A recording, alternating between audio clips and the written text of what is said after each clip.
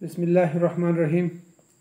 हज़रत आज मुख्तसर बुखारी शरीफ की हदीस नंबर 288 का मुताला करेंगे और तरतीब के लिहाज से ये बुखारी शरीफ की हदीस नंबर 458 बनती है। इसमें मस्जिद में से कूड़ा करकट और कचरा उठाने की फजीलत को बयान किया गया है। अन अबी हुरैरह रज़ियल्लाहु अन्हु अन्ना रजुलन अस्वदा अव इम्रअतन सौदा काना यकुमुल मस्जिद फमाता फसअलन नबी सल्लल्लाहु अलैहि वसल्लम अन्हु फ़क़ालू मात क़ाल अफ़लम कुन्तुम आज़नतुमूनी बिही दुलूनी अला कब्रिही औ क़ाल कब्रहा फ़अता कब्रहा फ़सल्ला अलैहा रवाहुल बुखारी। हज़रत अबू हुरैरा रज़ियल्लाहु तआला अन्हु से रवायत है कि एक स्याफ़ाम मर्द या औरत मस्जिद में झाड़ू दिया करती थी और उसमें से कचरा और इस तरह से जो गंद वगैरह होता था वो उठा लेती थी। तो वो फौत हो गई तो नबी सल्लल्लाहु अलैहि वसल्लम ने लोगों से उसके मुतालिक पूछा तो उन्होंने कहा कि लोगों ने कहा कि वो तो फौत हो गई है। तो आप सल्लल्लाहु अलैहि वसल्लम ने फरमाया कि तुमने मुझे इत्तला क्यों नहीं दी? अच्छा, अब मुझे उसकी कब्र की तरफ ले चलो। तो फिर नबी सल्लल्लाहु अलैहि वसल्लम उस औरत की कब्र पे तशरीफ़ लाए और वहाँ आप सल्लल्लाहु अलैहि वसल्लम ने नमाज जनाजा अदा की। इस हदीस से यानी एक वो औरत जो स्याफ़ाम थी और मस्जिद के अंदर से कूड़ा करकट जो है वो उठाती थी और नबी सल्लल्लाहु अलैहि वसल्लम ने उसके काम को इतनी अहमियत दी और फजीलत दी, तो इससे इस बात का अंदाज़ा होता है कि वो बाज़ औक़ात काम जिनको हम कोई अहमियत नहीं देते तो अल्लाह और उसके रसूल सल्लल्लाहु अलैहि वसल्लम के नज़दीक वो बड़ी अहमियत के हामिल काम होते हैं। मसलन इस औरत की कितनी फजीलत थी कि मस्जिद नबी सल्लल्लाहु अलैहि वसल्लम में वो झाड़ू देती थी, वहाँ से कचरा उठाती थी, लकड़ियाँ या इस तरह कोई कपड़ा वगैरह होता या डस्टिंग करती थी। तो नबी सल्लल्लाहु अलैहि वसल्लम की ज़ाहिर है नज़र के सामने से वो गुज़रती रहती थी, लेकिन इन कामों की अहमियत आम लोगों के नज़दीक तो कोई इतनी ज़्यादा अहमियत नहीं होती, लेकिन नबी सल्लल्लाहु अलैहि वसल्लम ने एक तो स्याफ़ाम औरत को बड़ी अहमियत दी क्योंकि वो ख़ुद गरीब औरत थी, और इसी तरीके से जो वो काम कर रही थी उस काम को भी बड़ी अहमियत दी।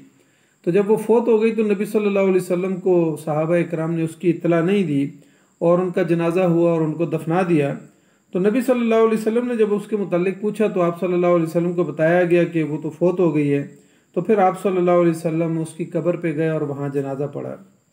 इस हदीस से ये बात भी साबित होती है कि वो लोग यानी जो लोग अपने आप को फ़ी सबीलिल्लाह काम के लिए वक्फ़ कर देते हैं, यानी ज़ाहिर है वो औरत थी, वो उससे कोई मुआवजा तो उसको नहीं मिलता था। वो मस्जिद में जो है ना मस्जिद की खिदमत कर रही होती थी, एक फ़ी सबीलिल्लाह काम के ऊपर उसने अपने आप को लगा दिया था। तो अल्लाह और उसके रसूल सल्लल्लाहु अलैहि वसल्लम के नज़दीक इस काम की कितनी अहमियत थी कि ख़ुद नबी अकरम सल्लल्लाहु अलैहि वसल्लम ने उनकी फौतगी पर जो है फिर यानी उसकी कब्र पे जाके जनाजा पढ़ा और उसके लिए दुआ की। तो इसका मतलब ये है कि आज के इस दौर के अंदर भी अगर कोई ऐसा गरीब आदमी हो और वो फ़ी सबीलिल्लाह कोई काम कर रहा हो तो अल्लाह और उस हमारे माशरे के नज़दीक उसकी कोई अहमियत हो या ना हो, लेकिन अल्लाह और उसके रसूल सल्लल्लाहु अलैहि वसल्लम के नज़दीक उसकी बहुत बड़ी अहमियत है। इस हदीस से ये बात भी सामने आती है कि ये औरत जो है ज़ाहिर नबी सल्लल्लाहु अलैहि वसल्लम के सामने से नज़र से गुज़रती थी। तो जब नबी सल्लल्लाहु अलैहि वसल्लम ने एक दिन दो दिन देखा कि यानी वो औरत नज़र नहीं आई, तो आप सल्लल्लाहु अलैहि वसल्लम ने तफ्तीश की और पूछा सहाबा इकराम से कि वो औरत कहाँ है। तो आप सल्लल्लाहु अलैहि वसल्लम को बताया गया कि वो बूढ़ी औरत फौत हो गई और उसका जनाजा हो गया और उसको दफना दिया है। तो नबी सल्लल्लाहु अलैहि वसल्लम की इस तफ्तीश के नतीजे में ये बात इस हदीस से सामने आती है कि जो मातहत अमला जो है अफसरान के सामने काम करता है या माशरे के वो लोग जिनके नीचे जो है ना बहुत सारे लोग काम कर रहे होते हैं, फैक्ट्रियों के अंदर या इदारों के अंदर या घरों के अंदर जो लोग काम कर रहे होते हैं, तो अगर वो एक दो दिन जो है ना वो ना आए, जो यानी जूनियर रैंक के लोग होते हैं, तो उनके बारे में मालूमात ज़रूर करनी चाहिए। पूछना चाहिए कि उनके घर में क्या मसाइल हैं, उनको ख़ुद क्या मसाइल लाहक हैं। तो नबी सल्लल्लाहु अलैहि वसल्लम ने उसके बारे में तफ्तीश की और फिर उसके बाद पता चला और फिर उसके बाद आप सल्लल्लाहु अलैहि वसल्लम ने उसका इजाला किया इजाला ये कि ज़ाहिर है आप सल्लल्लाहु अलैहि वसल्लम उसकी कब्र पे गए और फिर वहाँ खड़े होकर जनाजा पढ़ाया और उसके लिए दुआ की। तो ये बहुत बड़ी अजमत थी उसकी कि उसके लिए ख़ुद पैगम्बर इस्लाम सल्लल्लाहु अलैहि वसल्लम ख़ुद गए और वहाँ पे उनके लिए कब्र पे खड़े होकर जनाजा पढ़ी। तो इससे ये बात अंदाज़ा होता है कि जो लोग आपके मातहत काम कर रहे हों उनके अहवाल से बाखबर रहना और उनके बारे में मालूमात रखना ये इंतहाई ज़रूरी है। इस हदीस से ये बात भी साबित होती है कि अगर कोई शख्स फौत हो जाए तो फिर उसकी उसकी कब्र पर नमाज जनाजा पढ़ी जा सकती है। इस पे मुहद्दिसीन ने फिर ज़ाहिर है बहुत ज़्यादा कलाम किया है कि आया उसके यानी वरासा में से अगर कोई बाकी रह जाए तो तब नमाज जनाजा अदा की जाएगी, या आम लोग भी जो है उसमें अगर चाहें तो वो उस कब्र पे खड़े होकर जनाजा पढ़ें। हज़रत अली रज़ी अल्लाह तआला अन्हु, हज़रत अबू मूसा अशरी रज़ी अल्लाह तआला अन्हु, हज़रत इब्न उमर रज़ी अल्लाह तआला अन्हु, इब्न मसूद रज़ी अल्लाह तआला अन्हु और हज़रत आयशा रज़ी अल्लाह तआला अन्हा के नज़दीक जो है दफनाने के बाद कब्र पर नमाज जनाजा पढ़ना जायज़ है। ये कहते हैं कि नमाज जनाजा पढ़ी जा सकती है। इसी तरह इमाम शाफ़ी और रहमतुल्लाह अलैह और इमाम अहमद बिन हम्बल रहमतुल्लाह अलैह का भी मसलक यही है कि नमाज पढ़ी जा सकती है। जबकि उसके मुकाबले में इब्राहीम नखी रहमहुल्लाह, हसन बसरी रहमहुल्लाह और सुफियान सोरी रहमतुल्लाह अलैह इससे मना करते हैं, और इमाम मालिक रहमतुल्लाह अलैह और इमाम अबू हनीफा रहमतुल्लाह अलैह भी इससे मना करते हैं कि नहीं, इस तरीके से कब्र के ऊपर जनाजा नहीं पढ़ना चाहिए। अलबत्ता बाज़ फुक़हा ने कहा है कि अगर वली में से यानी उनके वरासा में से जिसने नमाज जनाजा ना पढ़ा हो तो अगर वो पढ़ना चाहे तो वो कब्र के ऊपर जो है ना खड़ा होकर पढ़ सकता है, या फिर वाली का मतलब ये कि हुक्मरान वक्त जो है ना अगर वो पढ़ना चाहे तो वो फिर उस मौके पे जो है उस कब्र के ऊपर जो है ना खड़े होकर जनाजा पढ़ सकते हैं और उसकी जवाज़ की सूरत मौजूद है। इसी तरीके से इस बात पर भी इख्तलाफ है कि आया वो कितनी मुद्दत तक जो है ना जनाजा पढ़ा जा सकता है। मसलन नबी सल्लल्लाहु अलैहि वसल्लम ने तो दूसरे या तीसरे दिन जो है ना नमाज जनाजा पढ़ी थी, यानी इस औरत की जो नमाज जनाजा आप सल्लल्लाहु अलैहि वसल्लम ने कब्र पे खड़े होकर पढ़ी वो दूसरे दिन या तीसरे दिन की बात है। तो यहाँ पर जो है ना फुक़हा ने कहा कि बाज़ ने कहा कि 1 माह तक जो है ना नमाज जनाजा पढ़ी जा सकती है, बाज़ ने कहा कि उसके जिस्म के बोसीदा होने को देखा जाएगा कि आया 2 दिन में, 3 दिन में या 4 दिन में। उमूमन जिस्म बोसीदा हो जाता है, ज़मीन के सर्द और गर्म होने, जिस्म के मोटापे और कम मोटापे, इन तमाम चीज़ों के ऊपर जो है ना वो ताल्लुक़ रखता है। तो बाज़ ने कहा कि मैयत की जो है ना हैयत को देखा जाएगा कि उसका जिस्म अगर बरकरार है तो उसका जनाजा पढ़ लिया जाएगा और अगर नहीं है तो फिर नहीं पढ़ा जाएगा। बाज़ ने कहा कि नहीं, हमेशा पढ़ी जा सकती है। बहरहाल इसमें यानी मुख्तलिफ यानी आरा हैं कि आया, अलबत्ता जवाज़ की सूरत मौजूद है कि वरासा में से अगर कोई बाकी रह जाए और वो कब्र के ऊपर खड़े होकर जनाजा पढ़ना चाहे तो वो पढ़ सकता है। इस हदीस से ये बात भी साबित होती है कि नबी सल्लल्लाहु अलैहि वसल्लम ने कहा कि तुमने मुझे जनाजे के बारे में बताया क्यों नहीं है। मैयत फौत हो गई और वो औरत फौत हुई तो आपने मुझे बताया क्यों नहीं है। तो इससे ये अंदाज़ा होता है कि अगर कोई मैयत फौत हो जाए तो उसके जनाजे को तशहीर करना जो है ये भी मुस्तहब है। और उमूमन हमारे माशरे के अंदर जो है ना देहातों में तो खैर लाउड स्पीकर के ऊपर ऐलान कर दिया जाता है, और फिर इसी तरह तहरीकों के अंदर और जमातों के अंदर ये है कि मैसेज जो है ना वो कर दिए जाते हैं। लेकिन बहरहाल जो चीदा लोग हों, जो उनके करीबी रिश्तेदार हों, ताल्लुकदार हों, तो उनको टेलीफोन करके या उनको पैगाम किसी ज़रिए से पहुँचा देना चाहिए। तो इस तरीके से जो है ना फिर ज़ाहिर चूँकि नबी सल्लल्लाहु अलैहि वसल्लम को इत्ला नहीं हुई थी तो आप सल्लल्लाहु अलैहि वसल्लम ने बाद में जो है ना फिर उनकी कब्र पर जाकर नमाज जनाजा पढ़ाई। इस हदीस से ये बात भी साबित होती है कि आप सल्लल्लाहु अलैहि वसल्लम मुसलमान के जनाजा पढ़ने के कितने हरीस थे कि आपसे जनाजा रह गया और आप सल्लल्लाहु अलैहि वसल्लम कोशिश ही करते थे और होती थी हमेशा कि कोई भी अगर मदीना मुनव्वरा के अंदर फौत हो जाए तो आप सल्लल्लाहु अलैहि वसल्लम उसकी खुद नमाज जनाजा पढ़ाते थे। लेकिन सहाबा इकराम ने समझा कि ये स्याफाम औरत है और उसको खुद ही जो है या कहीं दूर रहती होगी तो उसको जो है उन्होंने दफना दिया। तो नबी सल्लल्लाहु अलैहि वसल्लम ने उसको अहमियत दी और नबी सल्लल्लाहु अलैहि वसल्लम ने उसका जनाजा पढ़ा। तो उमूमन हमारे माशरे के अंदर भी यही बात होती है कि एक गरीब आदमी है या कोई बहुत ही मामूली वर्कर है तो उसके नमाज जनाजा को इतनी अहमियत नहीं दी जाती। तो नबी सल्लल्लाहु अलैहि वसल्लम की इस हदीस से ये बात साबित होती है कि चाहे कोई गरीब हो या अमीर हो, चाहे वो कोई मामूली काम कर रहा हो या बहुत बड़ा फी सबिलिल्लाह कोई काम कर रहा हो, बहरहाल अल्लाह के नज़दीक उसकी कदर और उसकी मंजिलत जो है ना उसके यानी चेहरे की रंगत और उसके माल और दौलत और हसब और नसब के साथ उसका ताल्लुक़ नहीं है, बल्कि उसका ताल्लुक़ एक इंसानियत की जो है ना यानी यानी उसकी इज़्ज़त और एहतराम के नुक्ते नज़र से नबी सल्लल्लाहु अलैहि वसल्लम ने उस स्याफाम औरत या मर्द को जो है ना इतनी अहमियत दी। और फिर उसके बाद जो है ना उनका नमाज जनाजा आप सल्लल्लाहु अलैहि वसल्लम ने बाद में जाके पढ़ा।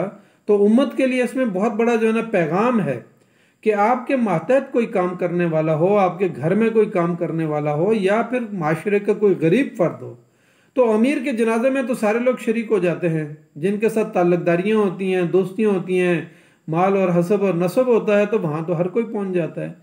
लेकिन इलाके के अंदर या गांव के अंदर या देहातों के अंदर या आपके मोहल्लों के अंदर अगर कोई गरीब आदमी फौत हो जाए तो उसके नमाज जनाजा को भी उसी तरीके से अहमियत देनी है। इसी तरीके से नबी सल्लल्लाहु अलैहि वसल्लम की एक दूसरी हदीस में फरमाया कि जो शख्स जनाजे में शरीक होता है और साथ चलता है तो उसको एक की रात सवाब मिलता है, और अगर वो दफना के वापस आता है, दफनाने तक वहीं मौजूद रहता है और दफना के वापस आता है तो फिर उसको 2 की रात सवाब मिलता है। और किरात के बारे में कहा कि ओहद पहाड़ के बारे में कहा कि ओहद पहाड़ के बराबर, वैसे तो किरात का वजन तो जो है ना 12 चावल के दाने के बराबर होता है, लेकिन इस हदीस में जो दूसरी हदीस है उसमें फरमाया कि किरात जो है ना वो एक किरात एक ओहद पहाड़ के बराबर होगा। जब अल्लाह अजर देने पे आए तो वो किरात का वजन इतना ओहद पहाड़ जैसा बना सकता है। तो एक किरात और 2 किरात जो है ना यानी उसके बारे में आता है। इसी तरीके से जो है ना यानी इस हदीस में ये जो फरमाया कि वो स्याफाम औरत थी या मर्द था। बाद रवायात के अंदर आता है कि वो औरत थी, तायन किया गया है कि वो औरत थी, सही बुखारी की एक रवायत में। इसी तरह हज़रत हम्माद कहते हैं कि मेरे ख्याल के मुताबिक वो जो है ना वो औरत थी, और फिर इब्ने खुज़ैमा की रवायत के मुताबिक कंफर्म बात है कि उन्होंने कहा कि वो औरत थी। इसी तरीके से इमाम बहकी ने अपनी जो है ना बहकी में जो लिखा है उसकी में उसकी कुनियत भी लिखी हुई है, उम्मे मुहज्जन जो है ना उसके बारे में बताया गया कि वो ये थी। और बाज़ ने जो है ना उसका नाम खरका लिखा है कि वो खरका उसका नाम जो है ना उस औरत का ये था। बहरहाल ये मुख्तलिफ रवायात हैं। तो यानी इसमें असल बात तो यही है कि एक गरीब के जनाजे को जो है ना अहमियत देना और उसकी मैयत को अहमियत देना। इस हदीस से ये बात भी सामने आती है कि बअम्र मजबूरी जो है ना मस्जिद की सफाई और सुथराई और वाशरूम की सफाई और सुथराई के लिए अगर कोई महल्ले की बूढ़ी औरत हो तो उससे भी काम लिया जा सकता है। उमूमन तो हमारे माशरे के अंदर ये दस्तूर नहीं है कि मसाजिद के अंदर या इदारों के अंदर जो है ना ख्वातीन को रखा जाए, लेकिन इससे एक जवाज़ की सूरत भी निकलती है। और जैसे पीछे एक हदीस के अंदर हमने पढ़ा था कि एक स्याफाम खातून थी जिसको जो है ना कबीले ने आज़ाद कर दिया था। बहरहाल उसकी तलाशी वगैरह उन्होंने ली और फिर उसके बाद वही वाक़या उसका जो है ना इस्लाम लाने का सबब बना। वो नबी सल्लल्लाहु अलैहि वसल्लम के पास आ गई और फिर नबी सल्लल्लाहु अलैहि वसल्लम ने उस बूढ़ी औरत का झोंपड़ा जो है वो मस्जिद नबी सल्लल्लाहु अलैहि वसल्लम के अंदर लगा दिया था। और यहाँ इस हदीस के अंदर आता है कि नबी सल्लल्लाहु अलैहि वो जो मस्जिद नबी की सफाई करती थी। तो बहरहाल यहाँ पर जो है ना ये बात सामने आती है कि अगर मोहल्ले की माशरे की कोई बूढ़ी औरत हो तो मस्जिद की सफाई सुथराई या ज़रूरतमंद हो तो उसको जो है ना मस्जिद की सफाई सुथराई के काम में लगाया जा सकता है। इस हदीस में आया कि यकुमुल मस्जिदा, यानी वो मस्जिद के अंदर, यकुम का लफ्ज़ जो है ना वो यानी मस्जिद के अंदर जो लकड़ी और छोटे छोटे कपड़े और इस तरह से घास और तिनके और यानी जो हम आजकल जो है ना कपड़ों के साथ या जूतों के साथ पाँव के साथ जो है ना जो डस्ट वगैरह चली जाती है या इंसान के दाढ़ी के बाल या सर के बाल वगैरह वहाँ पड़े होते हैं, तो इस तरीके से जो है ना वो ये लफ्ज़ जो है ना तमाम का अहाता कर रहा है। तो यानी वो शगफ रखती थी। आज भी हमने देखा है कि हम भी देखते हैं कि अपनी मसाजिद के अंदर बाज़ लोगों के अंदर ये बड़ा शगफ होता है कि कोई छोटा सा तिनका पड़ा हुआ है, धागा पड़ा हुआ है या बाल पड़ा हुआ है, उठा के जेब में डाल देते हैं। तो इसका बहुत बड़ा अजर है। मस्जिद को साफ़ सुथरा रखना, नीट क्लीन रखना, इसकी ज़रूरत है। और हर किसी को हर कोई अगर उसमें अपना हिस्सा डाले, उसकी खिड़कियों को साफ़ कर दे, दरवाज़ों को साफ़ कर दे, सफ़ों को साफ़ कर दे, और ये हर किसी को अपने अजर और सवाब और अपनी आखिरत के नुक्ते नज़र से ये काम करना चाहिए। तो बहरहाल इस औरत के बारे में आता है कि उनको बड़ा शगफ था कि वो ये काम करती थी। माशरे के अंदर उमूमन जो है ना बाज़ औक़ात ये होता है कि हम बड़े बड़े कामों को तो बड़ी अहमियत देते हैं, लेकिन बाज़ का छोटे काम जो होते हैं उनको हम कोई अहमियत नहीं देते। मसलन रास्ते के ऊपर से जो है ना कोई पत्थर हटा देना, रास्ते को साफ़ कर देना, रास्ते के ऊपर से जो है ना उसको साफ़ सुथरा कर देना, रास्ते को हमवार कर देना, यानी इन कामों को हम कोई इतनी अहमियत नहीं देते। लेकिन अगर एक आदमी इखलासी नीयत के साथ ये काम कर रहा हो, या उमूमन हम अपने घरों के अंदर बाहर जो है ना कचरा फेंक देते हैं, उसको कोई गली को साफ़ करने इतनी अहमियत नहीं देते हैं। लेकिन अल्लाह और उसके रसूल सल्लल्लाहु अलैहि वसल्लम के नज़दीक हर वो चीज़ जो दूसरों को तकलीफ़ पहुँचाती हो, अगर उसके इंसान जो है ना हटा देता है तो इसका बड़ा अजर और सवाब है। इस काम की हमारे नुक्ते नज़र से, माशरे के नुक्ते नज़र से कोई इतनी अहमियत नहीं है। लेकिन अगर हम अपनी गलियों की सफाई करें, आज के जैसे हमारी यूथ है, हर गली के अंदर जो है ना 40-50 यूथ के नौजवान मौजूद होते हैं। अगर वो ये फैसला कर लें कि हमने अपनी गली को साफ़ करना है, तो पूरा पाकिस्तान एक दिन में नहीं साफ़ हो जाएगा। इसी तरीके से अपनी मसाजिद को साफ़ करना है। तंजीमों के अंदर बाकायदा इस बात का एहतमाम एक वक्त में मौजूद होता था कि लोग जो है ना रात को जाते, और आज भी माशरे के अंदर ऐसे बड़े बड़े लोग मौजूद हैं कि जो बड़े बड़े इदारे चला रहे हैं और रात को जो है ना वो इदारे के जाके वॉशरूम को साफ़ करते हैं, मस्जिदों की सफाई का अहतमाम करते हैं। इसलिए इन बातों से हमें कतराना नहीं चाहिए, हमें डरना नहीं चाहिए। आजिज़ी और इनकिसारी के साथ जो काम किए जाते हैं उनके अंदर इखलास होता है, और अल्लाह ताला को इखलास की जो है ना, अल्लाह बंदे के इखलास को ही देखता है। इसलिए हमें कोशिश करनी चाहिए कि हम अपने घर, अपने मोहल्ले, अपने गली, और फिर इसी तरीके से अपनी मस्जिद और अपने जो इज्तिमाई रिफाई इदारे होते हैं उनकी सफाई और सुथराई का अहतमाम करें। और अगर जो लोग इस काम पे मामूर हों तो उनकी अहमियत और फजीलत को समझने की कोशिश करें। अल्लाह ताला हमें इस हदीस को जो है ना समझने की तौफीक अता फरमाए। जज़ाकल्लाहु खैर। अस्सलामु अलैकुम व रहमतुल्लाहि व बरकातुहू।